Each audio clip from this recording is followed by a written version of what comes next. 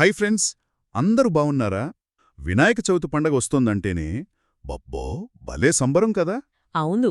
ఎంత సందడిగా ఉంటుందో. రంగురంగుల గణేష్ బొమ్మలు, ఆ స్కూల్కి సెలవులు, ఇంట్లో అమ్మ చేసే స్పెషల్ వంటలు, ముఖ్యంగా ఉండ్రాళ్ళు. ఉండ్రాళ్ళు భలే ఉంటాయి. తర్వాత వీధుల్లో చూస్తే పెద్ద పెద్ద వినాయకుడి విగ్రహాలు, వాటి ముందు పాటలు, డాన్సులు, రాత్రైతే లైటింగ్స్. అబ్బా భలే ఉంటుంది గదా! నిజమే. ఆ పండగ వాతావరణమే వేరసలు. అందరం కలిసి ఆ వినాయకుడి బొమ్మల్ని ఎంతో ఇష్టంగా పూజిస్తాం. అవును. ఆ తర్వాత ఊరేగింపుగా తీసుకెళ్లి నీళ్లలో కలుపుతామంటే నిమజ్జనమంటాం దాన్ని. చూసే ఉంటారు గదా ఫ్రెండ్స్? చూశాం. డప్పుల చప్పుళ్ళు, ఆ గణపతి బప్పా మోరియా అరుపులు భలే జోష్గా ఉంటుంది. అవును. కాని నాకు చిన్న డౌటు ఎప్పటినుంచో. ఏంటది? అసలా బొమ్మల్ని నీళ్లల్లో ఎందుకు కలపాలి? అంటే ఎందుకు చేస్తారలా? అదొక మంచి ప్రశ్న అడిగావు.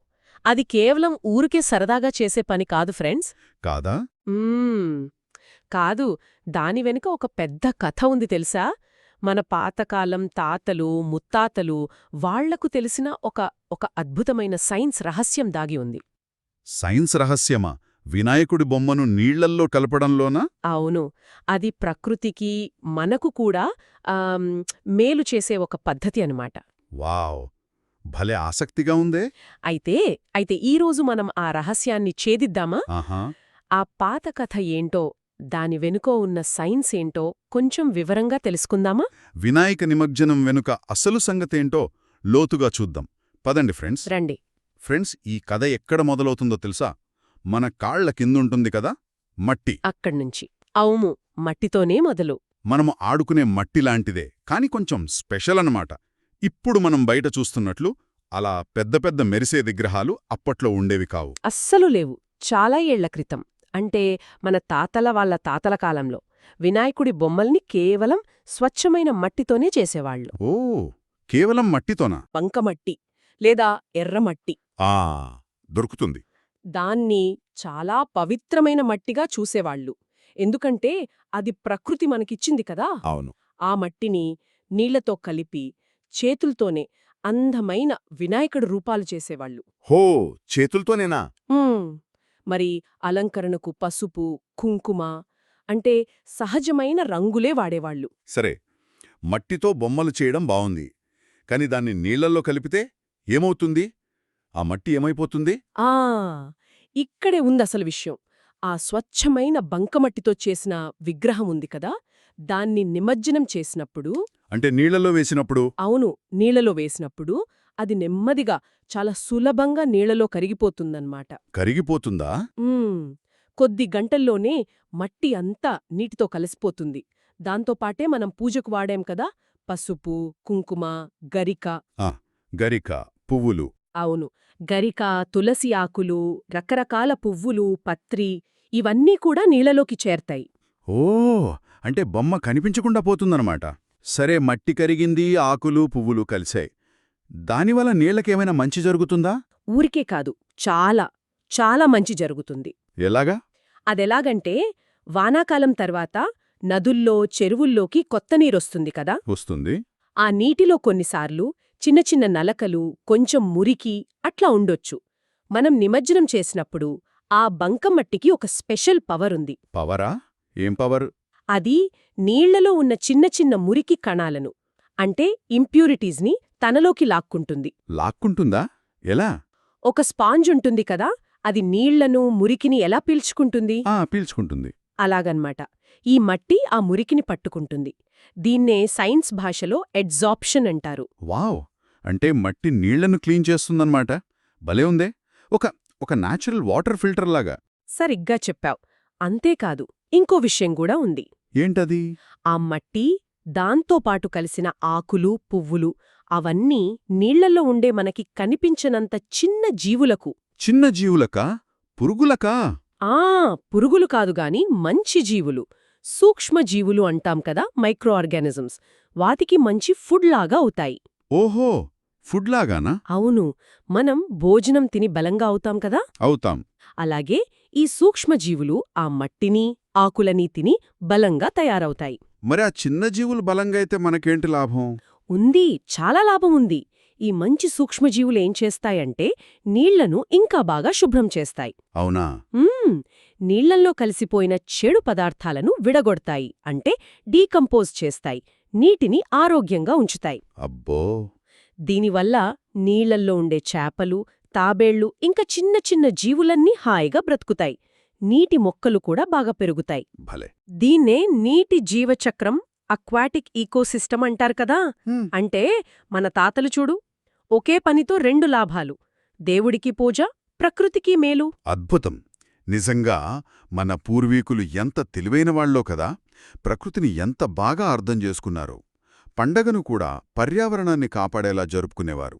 ఇది చాలా గొప్ప విషయం. అవును, అది ప్రకృతితో కలిసి బ్రతకడమన్నమాట.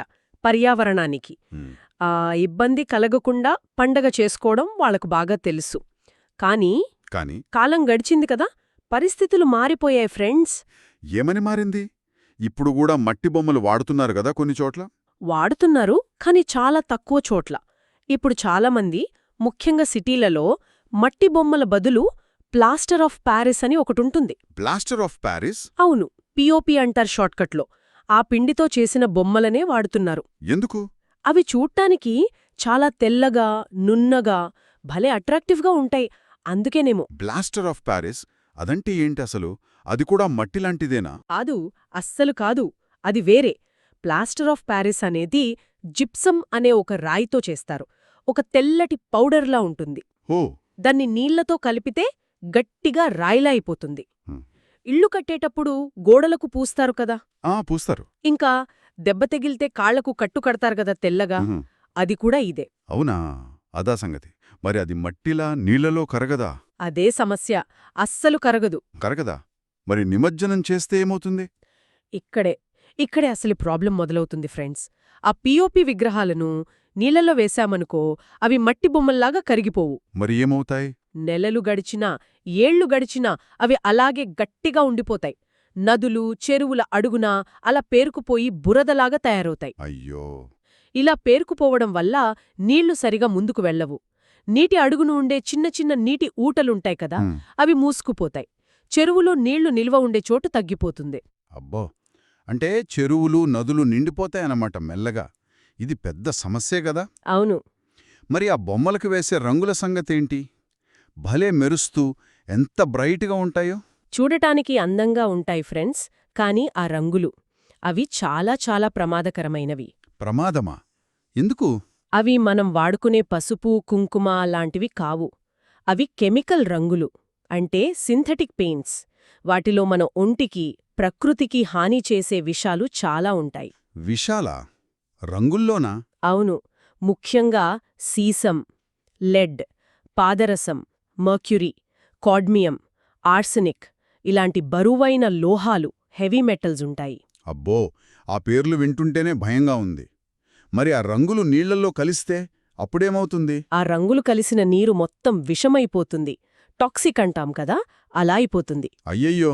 పాపం, ఆ నీళ్లలో ఉండే చాపలు, కప్పలు, తాబేళ్లు ఇంకా ఎన్నో జీవులు ఆ విషం వల్ల చనిపోతాయి, లేదా వాటికి రోగాలొస్తాయి. అంటే అవి బతకలేవా? ఆరోగ్యానికి మంచిది కాదు. ఓ! అలాగే ఆ నీటిని పొలాలకు పెట్టారనుకో, మనం తినే కూరగాయలు, పండ్లు, బియ్యం వాటన్నిట్లోకి కూడా ఆ విషం చేరుతుంది. వాటిని తింటే ఆ విషం నెమ్మదిగా మన శరీరంలోకి కూడా వెళ్తుంది. దానివల్ల రకరకాల జబ్బులు వస్తాయి. చూసావా, మన తాతలు ప్రకృతిని శుభ్రం చేయడానికి చేసిన పనిని మనం తెలియకుండా ప్రకృతిని పాడు చేసేలా మార్చేశాం. అవును కదా. కేవలం అందం కోసం, సౌకర్యం కోసం ఎంత నష్టం చేస్తున్నాం. ఆలోచించాలి మనం. ఇది నిజంగా బాధగా ఉంది. మనం పండగ చేసుకోవాలి, సంతోషంగా ఉండాలి, కానీ పర్యావరణాన్ని పాడు చేయకూడదు కదా. కరెక్ట్. సరే, ఈ సైన్స్, పర్యావరణ విషయాలు కొంచెం పక్కన పెడితే ఈ పండగలో ఇంకో మంచి విషయం కూడా ఉంది కదా ఫ్రెండ్స్. గుర్తొచ్చిందా? ఏంటది? అదే, అందరం కలిసి ఉండటం. అవును. వినాయక చవితి అంటే 9 రోజులు, 10 రోజులు అలా పండగ చేస్తాం కదా. ఇంట్లో కానివ్వండి, వీధిలో మండపాలు కట్టి వినాయకుణ్ణి పెట్టి రోజు ఉదయం, సాయంత్రం పూజలు చేస్తాం. అవును. అప్పుడు చుట్టుపక్కల వాళ్ళు, స్నేహితులు, బంధువులు అందరూ ఒకచోట కలుస్తారు. నిజమే. ఆ 10 రోజులు ఒక పండగలాగా ఉంటుంది. పెద్దవాళ్లు పూజలు చేస్తుంటే పిల్లలందరూ కలిసి ఆడుకోవడం, పాటలు పాడడం, డాన్సులు వేయడం భలే ఉంటుంది. అవును. రకరకాల ప్రోగ్రామ్స్ కూడా పెడతారు. ఆ సాంస్కృతిక కార్యక్రమాలు. ప్రతిరోజూ దేవుడికి ప్రసాదం పెడతారు కదా, దాన్ని అందరూ పంచుకుంటారు. ఉండ్రాళ్ళు, పులిహోర, వడపప్పు, పానకం. అబ్బా ఎంత బాగుంటుందో. భలే రుచిగా ఉంటాయి. ఇలా అందరూ కలిసి ఒకచోట చేరడం వల్ల మన మధ్య స్నేహం పెరుగుతుంది గదా. అవును. ఒకరికొకరు హెల్ప్ చేసుకోవడం, కలిసి పని చేయడం ఇవన్నీ అలవాటవుతాయి. మన పద్ధతులు, సంప్రదాయాలు తెలుస్తాయి. మనందరం ఒకటే అనే ఫీలింగ్, అంటే ఐక్యత, యూనిటీ పెరుగుతుంది. కరెక్ట్. కలిసి పండగ చేసుకుంటే మనసుకి కూడా చాలా హాయిగా, సంతోషంగా ఉంటుంది. అవును. రోజూ ఉండే స్కూల్ టెన్షన్లు, చదువుల ఒత్తిడి అవన్నీ కొంచెం తగ్గి రిలాక్స్గా అనిపిస్తోంది. మానసిక ఆరోగ్యానికి ఇది చాలా మంచిది. పెద్దవాళ్ళకు కూడా కదా. ఆ పెద్దవాళ్లు కూడా ఆఫీస్ పనులు, ఇంట్లో పనులు వాటి నుంచి కొంచెం బ్రేక్ దొరికినట్టు ఫ్యామిలీతో, ఫ్రెండ్స్తో హ్యాపీగా గడుపుతారు. మన సోషల్ బాండ్స్, అంటే మన మధ్య బంధాలు బలపడతాయి. చూసారా ఫ్రెండ్స్, వినాయక చవితి పండగ, ఆ నిమజ్జనమనే చిన్న పని వెనుక ఎంత పెద్ద కథ ఉందో. అటు ప్రకృతిని కాపాడే సైన్స్ ఉంది, ఇటు మనుషుల మధ్య స్నేహాన్ని పెంచే మంచి విషయం ఉంది. అవును. అది కేవలం బొమ్మని నీళ్లలో కలపడం కాదు. అది మన తాతలు మనకు నేర్పిన ఒక బాధ్యత, ఒక మంచి పద్ధతి. కాబట్టి ఫ్రెండ్స్, మనమేం చేయాలిప్పుడు? ఏం చేయాలంటే, ఈ పండగ అసలు ఉద్దేశ్యాన్ని, మన తాతలు నేర్పిన మంచి పాఠాన్ని గుర్తుంచుకోవాలి. ఆ ప్లాస్టర్ ఆఫ్ ప్యారిస్తో చేసినవి, ఆ హానికరమైన కెమికల్ రంగులు పూసిన విగ్రహాలు, వాటికి బదులుగా ఏం వాడాలి? మన పాతకాలం పద్ధతిలోనే స్వచ్ఛమైన మట్టితో చేసిన, సహజ రంగులతో అలంకరించిన విగ్రహాలనే వాడాలి. ఎకో ఫ్రెండ్లీ గణేష్ అంటారు కదా, వాటిని. అవును, ఎకో ఫ్రెండ్లీ. ఇప్పుడు చాలా చోట్ల దొరుకుతున్నాయి కదా మంచి మట్టి విగ్రహాలు. దొరుకుతున్నాయి. వాటిని కొనడం వల్ల మనం పర్యావరణానికి హెల్ప్ చేసినట్టుంటుంది.